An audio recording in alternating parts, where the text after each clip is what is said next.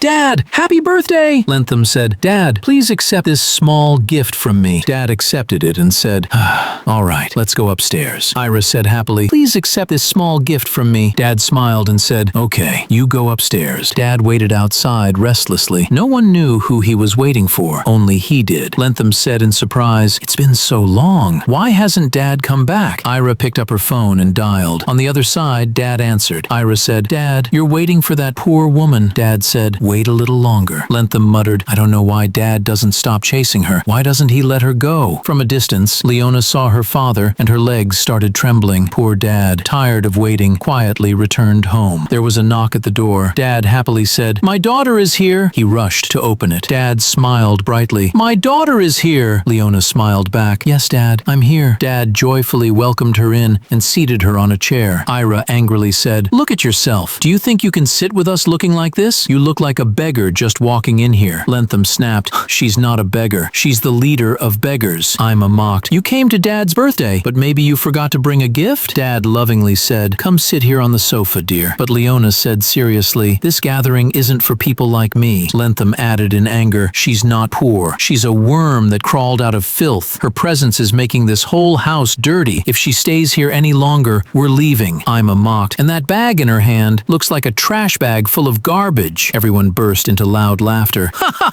Dad shouted angrily, "Enough! She understands my pain. She may be broken inside, but she speaks the truth. Family isn't made from blood. It's made from the heart. And to me, her place is above all of yours." Leona fell to her knees and cried, "Dad, I can never repay your love. The wrinkles on your hands tell stories of the sacrifices you've made." Ira yelled, "He's not just your father. He's mine too." Lentham scoffed, "She acts like she has bought our father with money." Dad lifted Leona and said, "You will always rule my heart." Leona gently took out money from her bag and said lovingly, "Dad, this is my birthday gift for you." Ira said eagerly, "You won't forget us in your success, right? We're your younger siblings." Lentham said softly, "I'm your younger brother too. Please forgive my mistakes. No one stays upset with their own." Ima said greedily, "Of course, she's our older sister. She'll forgive us. But if you're such a big businesswoman, why did you come dressed like a beggar?" Leona said calmly, "Clothes don't define a person. A big heart does. I wanted to see who truly loved me, and I won't give a single penny to anyone." Ima said in shock, "You're our older sister. You can't do this." Leona angrily, "I don't want relationships that only care about money." Dad said quietly, "I can't do anything." Leona looked at him sadly, "My life feels incomplete without you. Leave these deceitful and selfish people and come with me." She turned to the viewers. "Dear viewers, stay away from relationships that only love your money and stab you in the back when you turn around. What do you think?"